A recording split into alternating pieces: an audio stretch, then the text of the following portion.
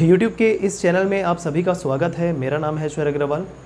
आज से हम एक नए वीडियो सीरीज़ की शुरुआत करने वाले हैं, जिसके अंतर्गत मैं आपको मैथ्स और रीजनिंग के पोर्शन कवर कराने वाला हूं, जो किसी भी एग्ज़ाम में एक कॉमन सिलेबस के रूप में जिसका पोर्शन होता है सिलेबस में। ठीक है, तो अलग अलग एग्ज़ाम के हिसाब से क्वेश्चन की प्रकृति जो है वो चेंज होती है, लेकिन मैथ्स और रीजनिंग के लिए जो कॉन्सेप्ट वाला पोर्शन है वो सभी एग्ज़ाम के लिए कॉमन होगा। कॉन्सेप्ट तो कॉन्सेप्ट है। तो किसी भी एग्ज़ाम के लिए मैथ्स के क्वेश्चन या रीजनिंग के क्वेश्चन को बनाने के लिए आपका उसका कॉन्सेप्ट स्ट्रॉन्ग होना अति आवश्यक है। तो पूरे कॉन्सेप्ट की बात करते हुए बेसिक लेवल के क्वेश्चन से लेकर एडवांस लेवल तक के क्वेश्चन सारी कुछ हम कवर करेंगे। ठीक है दोस्तों, तो चलिए शुरुआत करते हैं इस नए वीडियो सीरीज़ की, जिसके अंतर्गत मैथ्स और रीजनिंग हम करेंगे। फिलहाल आज के वीडियो में मैं आपको मैथ्स के बारे में बताने जा रहा हूँ। एकदम बेसिक से स्टार्ट करते हुए हम आज स्टार्ट करने वाले हैं नंबर सिस्टम से। ठीक है, संख्या पद्धति।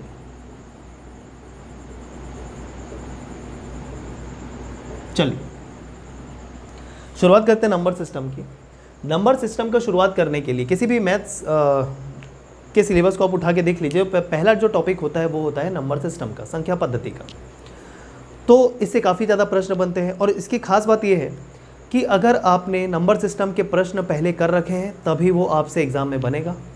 इसमें ऐसा नहीं है कि कुछ अपना नॉलेज लगा के पहले से जो आपने नहीं पढ़ा है प्रश्न बन जाएंगे, बिल्कुल ऐसा नहीं होगा। अगर आपने उसके कॉन्सेप्ट को देखते हुए पहले प्रश्न बना रखे हैं, आपसे प्रश्न बनेंगे, और आपने नहीं किए हैं तो नहीं बनेंगे। तो इस तरीके से इसमें हमको ज़्यादा से ज़्यादा केसेस कवर करते चलने हैं। पूरा कॉन्सेप्ट पे बताते हुए मैं आपको क्वेश्चंस कराऊंगा। ऐसा नहीं कि बहुत सारे क्वेश्चन कवर करा दिया, 20 क्वेश्चन करा दिया और 21वां क्वेश्चन कुछ आ गया जो थोड़ा सा अलग हो गया तो आपसे नहीं बना, ऐसा नहीं है।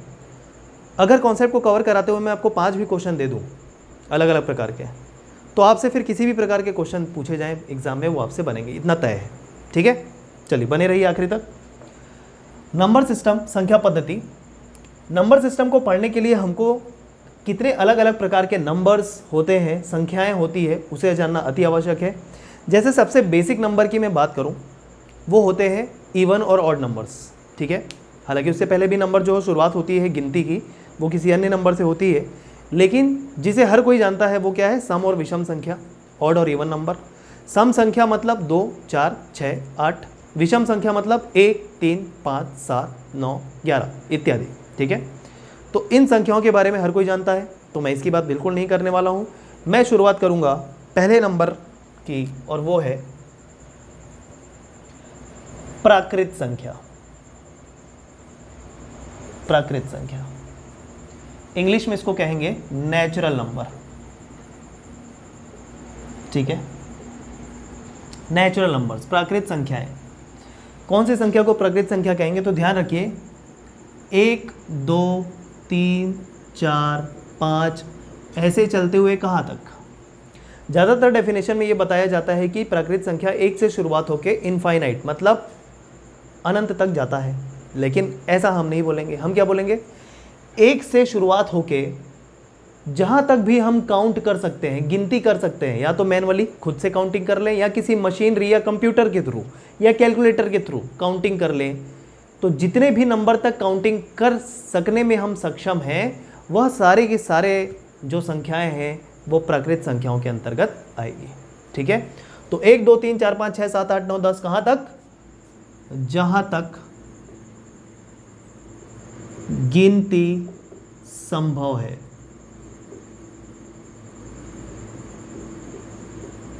क्लियर है। और साथ ही साथ आपको यह ध्यान देने वाले योग्य बात यह है कि इनको प्राकृत संख्या क्यों कहा जाती है, नेचुरल नंबर क्यों कहा जाता है। क्योंकि सीधी सी बात यह है कि प्रकृति में दिखने वाली जितने भी चीज़ें हैं, नेचर में दिखने वाली जितनी भी चीज़ें हैं, उसकी काउंटिंग, उसकी गिनती जिस संख्या से की जाती है वह प्राकृत संख्या होंगी। जैसे आप रास्ते में जा रहे हैं, आपको बहुत सारे पेड़ दिखाई दे रहे हैं। ठीक है, कोई पेड़ छोटा है, कोई पेड़ बड़ा है, इससे फ़र्क नहीं पड़ता। आप उस पेड़ को काउंट करके क्या बोलेंगे कि ये 2 पेड़ है, 3 पेड़ है, या 4 पेड़ है, या 5 पेड़ है। किसी भी पेड़ को काउंट करके आप ये नहीं कहने वाले हैं कि ये 3.5 पेड़ है या 7.3 पेड़ है, ऐसा आप कभी नहीं कहने वाले। बात समझ में आ रही है। छोटे पेड़ हो या बड़े पेड़ हो, आप काउंट करके क्या कहेंगे, 2, 3, 4, 5, 6 इतने सारे पेड़ हो सकते हैं।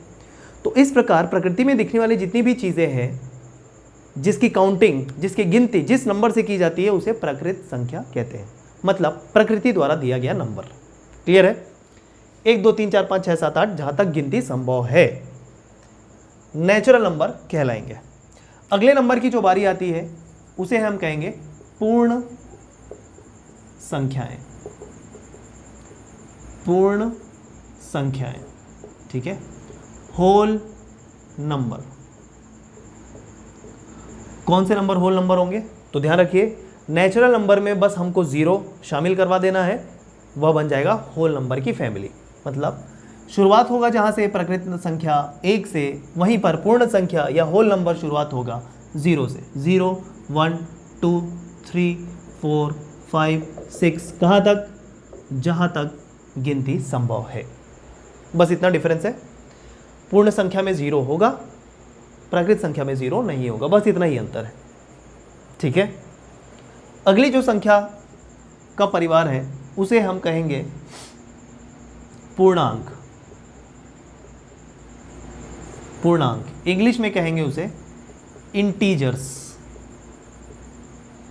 इंग्लिश में क्या नाम है? इंटीजर्स। ध्यान दीजिए।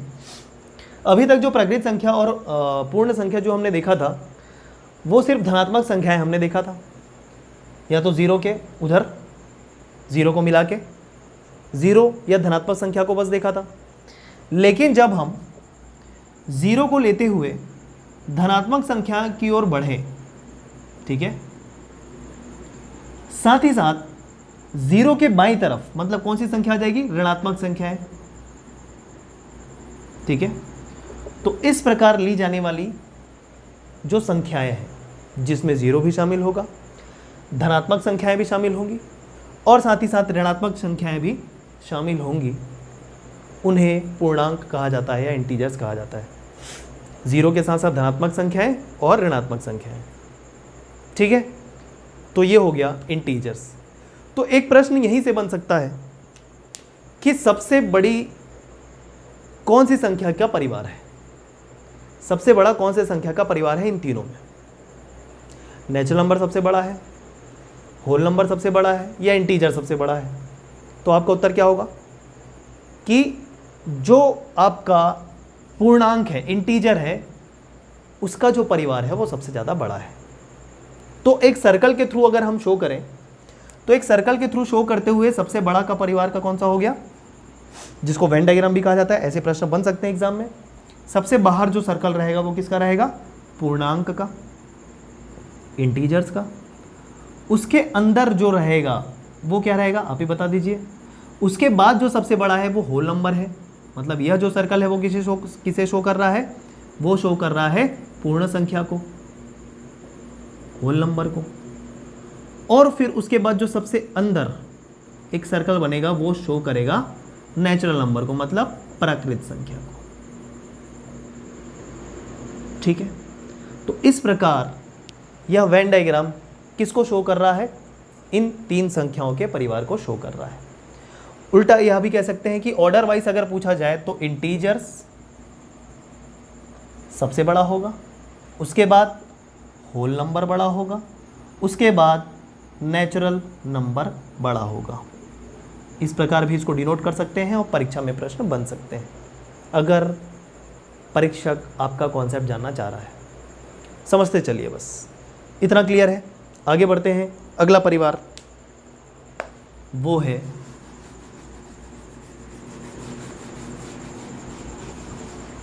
अभाज्य संख्याओं का। अगला जो नंबर डाल लीजिए वो होगा क्या? अभाज्य संख्याओं का। अभाज्य संख्याएं, जिसको इंग्लिश में क्या कहा जाता है? Prime numbers. ठीक है दोस्तों, कौन से नंबर्स को प्राइम नंबर कहेंगे या अभाज्य संख्याएं कहेंगे? तो अभाज्य नाम से क्लियर है हिंदी में, इंग्लिश में प्राइम नंबर बोला जाता है। तो ऐसी संख्या जो एक से और खुद से तो विभाजित हो जाए, किंतु इन दोनों के अलावा किसी अन्य संख्या से विभाजित ना हो, ऐसी संख्याओं को अभाज्य संख्या कहते हैं। जैसे मैं बात करूं 9 की, ठीक है, तो 9 जो है खुद 9 से होगा विभाजित, 1 से भी हो जाएगा और साथ ही साथ 3 से भी विभाजित हो जाएगा, मतलब यह अभाज्य संख्या नहीं है। लेकिन मैं वहीं 7 की बात कर लूँ, 7 तो ये जो 7 है केवल 7 से और केवल 1 से विभाजित होगा, अन्य किसी भी संख्या से विभाजित नहीं होगा।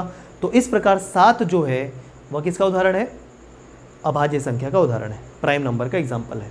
तो डेफिनेशन वाइज मैं फिर से रिपीट कर रहा हूँ, the number which is divisible only by itself और by 1 is known as prime number. मतलब ऐसी संख्या जो केवल खुद से और 1 से विभाजित होती है, अन्य किसी नंबर से विभाजित नहीं होती, उन्हें हम अभाज्य संख्या या फिर प्राइम नंबर कहते हैं। तो ये तो आपको पता था, कोई दिक्कत नहीं है, बहुत सारे लोगों को पता होगा। लेकिन इसमें ध्यान देने योग्य बात यह है कि सबसे पहला अभाज्य संख्या कौन सा है, प्रथम अभाज्य संख्या कौन सा है, फर्स्ट प्राइम नंबर कौन सा है। तो ध्यान रखिएगा, फर्स्ट प्राइम नंबर है आपका 2, ये ध्यान देने योग्य बात है।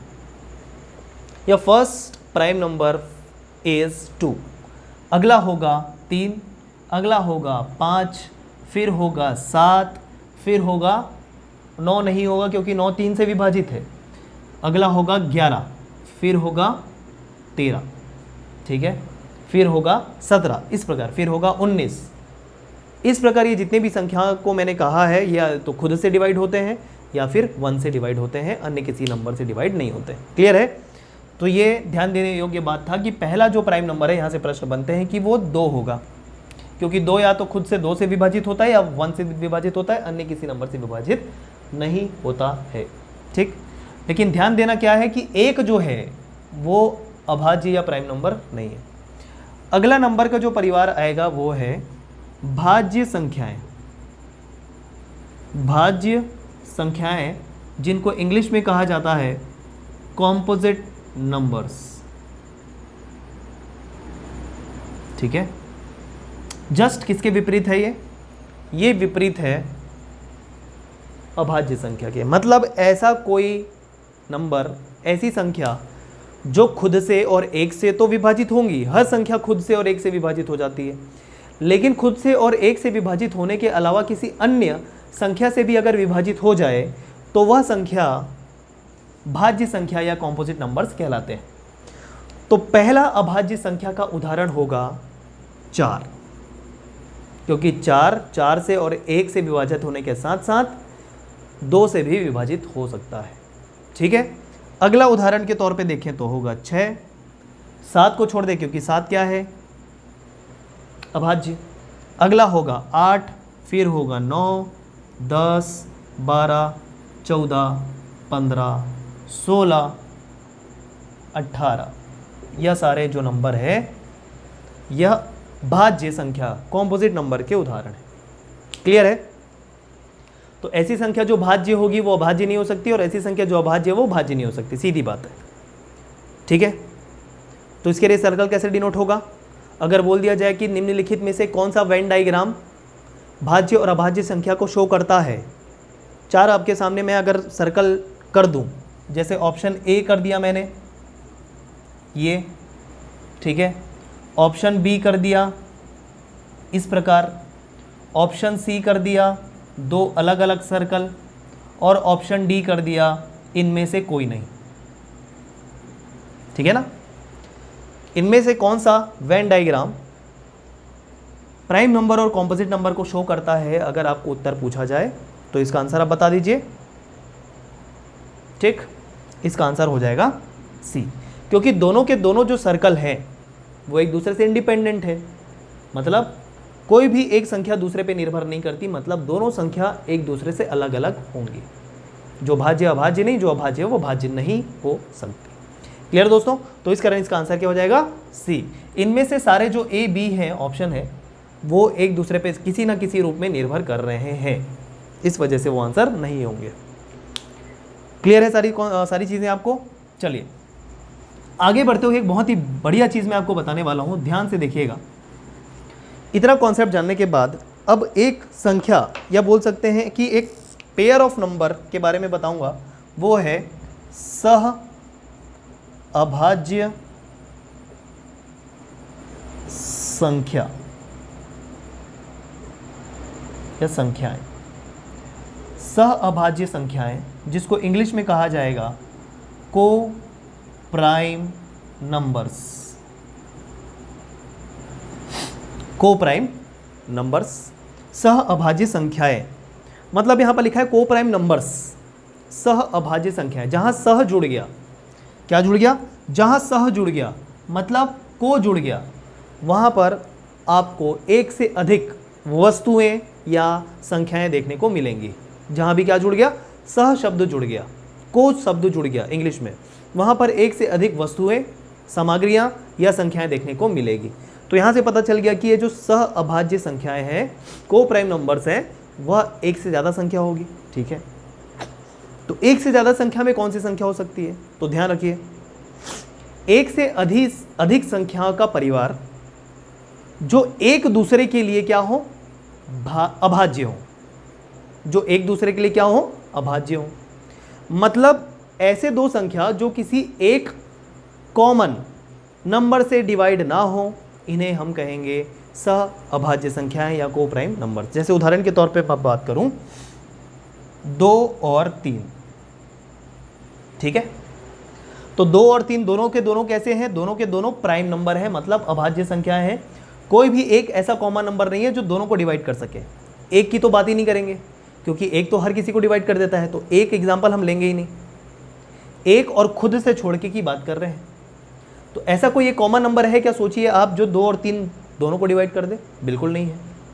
और ऐसा पॉसिबल भी नहीं है किसी भी दो अभाज्य संख्या के लिए। कोई भी दो अभाज्य संख्या ले लीजिए इसके अलावा, जैसे मैं बात करूं 7 और 11, पॉसिबल ही नहीं है ना, कोई भी एक कॉमन नंबर निकल ही नहीं सकता, क्योंकि कोई भी नंबर अभाज्य संख्या को डिवाइड नहीं कर सकता।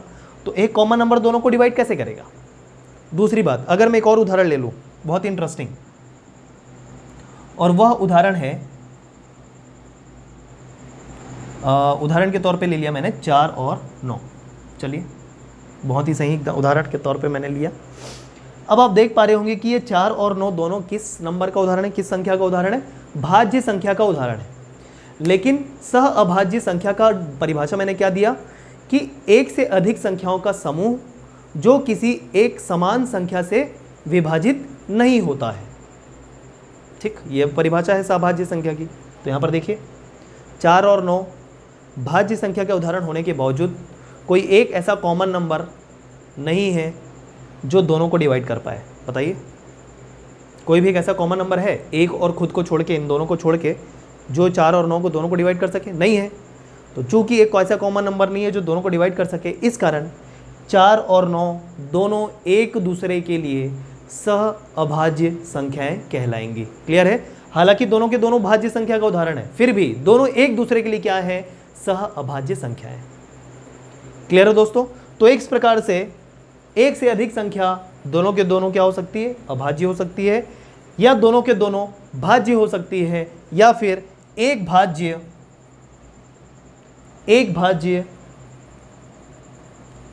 और दूसरी अभाज्य का भी कॉम्बिनेशन हो सकता है। जैसे इसमें 3 जो है वो क्या है, अभाज्य, और 8 जो है भाज्य। तो इन दोनों के केस में भी क्या है कि एक कॉमन नंबर दोनों को डिवाइड नहीं कर सकता, तो दोनों एक दूसरे के लिए क्या है, सहभाज्य। तो कॉम्बिनेशन किसका किसका देख लिया, दोनों के दोनों प्राइम नंबर हो, दोनों के दोनों कॉम्पोजिट नंबर हो, या कोई एक प्राइम नंबर और एक कॉम्पोजिट नंबर हो। तो किसी भी प्रकार का कॉम्बिनेशन हो सकता है, बशर्ते आपको ध्यान ये रखना है कि कोई भी एक कॉमन नंबर, एक समान नंबर दोनों नंबर को डिवाइड अगर नहीं कर रहे हैं, तो वो दोनों संख्या एक दूसरे के लिए सहअभाज्य संख्याएं होंगी। बहुत ही ज़्यादा महत्वपूर्ण है, प्रश्न यहाँ से फंसाता है स्टूडेंट्स को, यकीन मानिए। क्लियर है? तो इस प्रकार हमने नंबर्स को जान लिया, कहाँ से, प्राकृत संख्या से लेकर सहअभाज्य संख्या तक। ठीक, चलिए आगे बढ़ते हुए मैं आपको 2 और नंबर के बारे में जानकारी दूंगा। तो इस प्रकार से इस वीडियो का जो कॉन्सेप्ट है वो कवर हो जाएगा।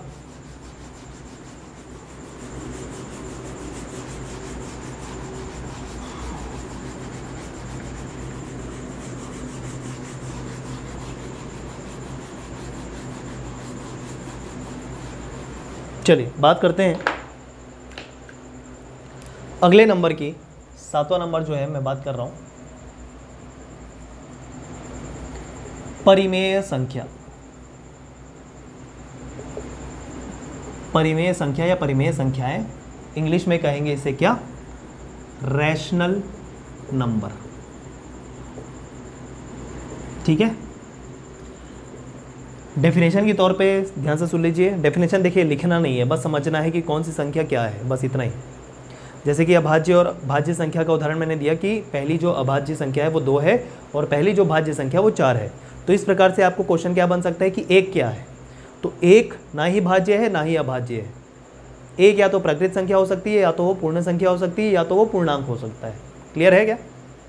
तो चलिए, रैशनल नंबर ऐसी संख्या जिसे हम p/q के फॉर्म में, p/q के रूप में निरूपित कर सकें, वो संख्या परिमेय संख्या कहलाती है। साथ साथ एक कंडीशन और ध्यान में रखना है कि वो संख्या जो है उसमें q जो है वो 0 नहीं होना चाहिए। q जो है ना वो 0 नहीं होना चाहिए।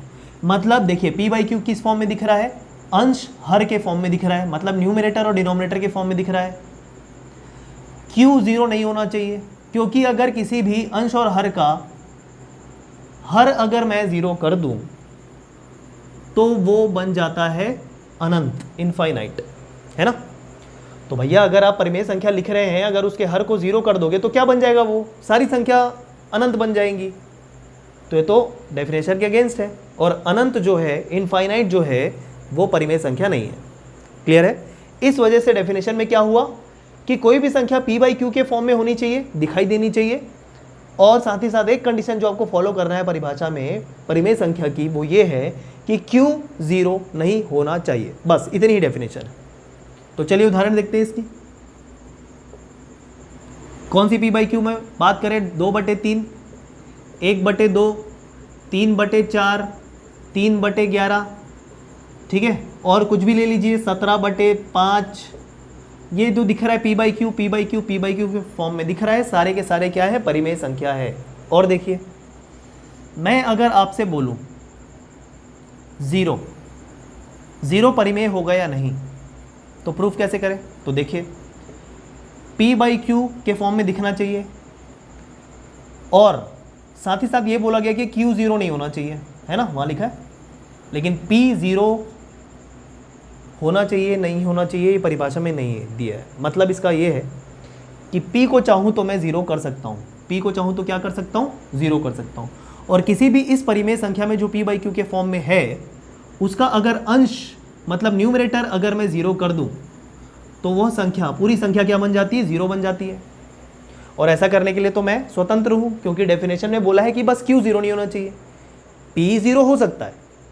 और p 0 मैंने कर दिया तो वो पूरी जो संख्या है परिमेय संख्या क्या बन जाएगी, 0 बन जाएगी। और इस प्रकार 0 भी एक परिमेय संख्या है। 0 भी एक परिमेय संख्या है, 0 भी एक रैशनल नंबर है। इसके अलावा, यह तो उदाहरण हो गया, ठीक है, 0। इसके अलावा जितनी भी इंटीजर्स हैं, मतलब -1, -2, -3, -4, 0 तो ऑलरेडी देख लिया, 1, 2, 3, 4, 5, मतलब जितने भी इंटीजर्स हैं वो सारे के सारे रैशनल नंबर, मतलब परिमेय संख्या होंगे। क्योंकि देखिए यहाँ पर अगर मैं बात करूँ कि भैया 2 जो है वो कैसे हुआ परिमेय, p/q के फॉर्म में तो दिख नहीं रहा है, हमको तो p/q चाहिए ना। तो चलिए क्या कर देते हैं, 2/1 कर देते हैं। और 2/1 मतलब क्या होगा, 2 ही तो होगा, क्योंकि किसी भी संख्या में 1 का विभाजन अगर करें तो 2 ही, उतना ही संख्या मिलता है। तो 2/1 2 ही होता है, लेकिन यहाँ तो दिख गया ना p/q, इस वजह से क्या हुआ, ये परिमेय संख्या। किसी भी संख्या में 1 का भाग दे दो आप, कुछ फर्क पड़ेगा क्या, नहीं पड़ेगा। लेकिन हाँ, p/q के फॉर्म में दिख रहा है करके क्या हो गया, परिमेय संख्या। हालांकि फर्क कुछ नहीं पड़ने वाला, 4/1 4 ही कहलाएगा, 5/1 5 ही कहलाएगा, ऋण 3/1 ऋण 3 ही कहलाएगा। बात समझ में आई? तो जितने भी इंटीजर्स हैं वो क्या होंगे, परिमेय संख्या होंगे। तो जब सारे के सारे इंटीजर्स ही परिमेय संख्या थे तो अलग से नाम देने का क्या मतलब था? तो देखिए भाई, सारे के सारे इंटीजर्स तो प्राइम नंबर है, लेकिन इस इंटीजर्स के अलावा भी जो इस प्रकार के नंबर है ना, वो भी तो शामिल हो रहे हैं किसमें, परिमेय संख्या में। मतलब इंटीजर का फैमिली और बढ़ गया। मतलब अभी तक अब सबसे बड़ा कौन सा परिवार हो गया, परिमेय संख्या का परिवार बड़ा हो गया सबसे अधिक। ठीक, तो इंटीजर्स के साथ साथ कौन से नंबर आ जाएंगे, डेसिमल्स भी आ जाएंगे, डेसिमल्स भी आ जाएंगे, जिसे हम क्या कहते हैं, दशमलव संख्याएं। तो परिमेय संख्या बराबर इंटीजर्स मतलब पूर्णांक धन दशमलव संख्याएं, इंटीजर्स प्लस डेसिमल्स, यह सब मिला के होता है परिमेय संख्या। तो अब सबसे बड़ा कौन सा हो गया, परिवार किसका हो गया, रैशनल नंबर का। उसके बाद इंटीजर्स का, ठीक है, उसके बाद होल नंबर का, उसके बाद नेचुरल नंबर का, ठीक है। किसको शामिल नहीं किया, प्राइम और कॉम्पोजिट को शामिल नहीं किया, क्योंकि प्राइम और कॉम्पोजिट में मिलके क्या बनाते हैं, प्राइम और कॉम्पोजिट मिलके बनाएंगे नेचुरल नंबर, लेकिन उसमें से क्या अलग करना पड़ेगा, एक को अलग करना पड़ेगा, क्योंकि प्राइम नंबर और कॉम्पोजिट नंबर में एक शामिल नहीं है। बात समझ में आई। तो छोटी ही फैमिली है ना, कौन सी, परिमेय, माफ़ कीजिए, प्राइम नंबर और कॉम्पोजिट नंबर, तो उसको मैंने नहीं लिखा है, मुख्य रूप से ये आपको ऑर्डर ध्यान में रखना है। आई होप आपको कॉन्सेप्ट क्लियर हो रहा होगा, क्योंकि कॉन्सेप्ट यहाँ से अगर बन रहा है तो प्रश्न बनाने में कोई भी डिफिकल्टी नहीं जाने वाली है। आपका 5 मिनट का समय और लूँगा, और मैं ये बताने के लिए करूँगा कि अपरिमेय संख्याएं किसे कहते हैं, ठीक है। इसे आप देख लीजिए, नोट कर लीजिए। 2 से 3 मिनट का समय और लेना चाहूँगा मैं आपका, जिसमें मैं आपको बताऊँगा कि अपरिमेय संख्याएं किसे कहते हैं। चलिए,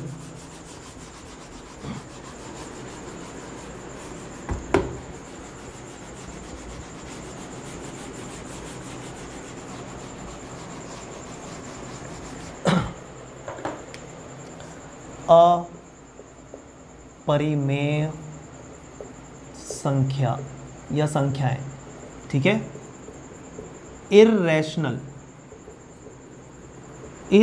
नंबर्स। तो सीधा रैशनल नंबर के ऑपोजिट होगा ये, ठीक है, ऑपोजिट नंबर होगा, मतलब ऐसी संख्या जिसे हम p/q के फॉर्म में डिनोट नहीं कर पाएंगे, वह संख्या अपरिमेय संख्या होगी। जिसे p/q में कर लिया वो परिमेय, जिसे नहीं कर पाए वो अपरिमेय। तो कौन सी ऐसी संख्या है जिसे p/q के फॉर्म में डिनोट नहीं कर पाएंगे, तो ध्यान रखिए, उदाहरण के तौर पे मैं आपको बताऊंगा, √2, √3, पाई की वैल्यू, ये सारे जो है ये अपरिमेय संख्या के उदाहरण हैं, क्योंकि इनको p/q के फॉर्म में डिनोट नहीं कर सकते। कारण सहित बताऊंगा, सुनिए। देखिए, जैसे अगर मैं बोलूं कि भाई 0.23 को 0.23 को आप p/q में कन्वर्ट करें, तो आप कैसे कर देंगे, 23/100 कर देंगे बड़ी आसानी से। 0.23 को 23/100 लिख के p/q में कन्वर्ट कर दिया, और इस प्रकार ये क्या हो गया, परिमेय संख्या हो गया, क्योंकि p/q में आपने कन्वर्ट कर लिया है। क्योंकि दशमलव के बाद का स्थान आपको पता था कि 2 स्थान है, इस वजह से 2 0 लगा दिया। क्लियर है। लेकिन वही बात करूं, √3 या √2 की वैल्यू, ठीक है, √3 या √2 की वैल्यू, तो उसका कोई अंत नहीं है। या फिर मैं सबसे अच्छा उदाहरण आपके सामने दे रहा हूं, पाई का। पाई की वैल्यू क्या होती है, 3.14। कभी खत्म ही नहीं हो पाया, कोई ढूंढ नहीं पाया आज तक कि इसका अंत क्या होगा। तो 3.14 कंटिन्यू चलता गया, कभी खत्म नहीं हो सकता। हो सके तो आप ट्राई कर लेना और खोजने की कोशिश कर लेना, तो आप महान वैज्ञानिक बन सकते हैं। लेकिन अभी तक खत्म नहीं हुआ है, पाई की वैल्यू जो है कभी भी लिमिट नहीं हो पाई है अभी तक, ठीक।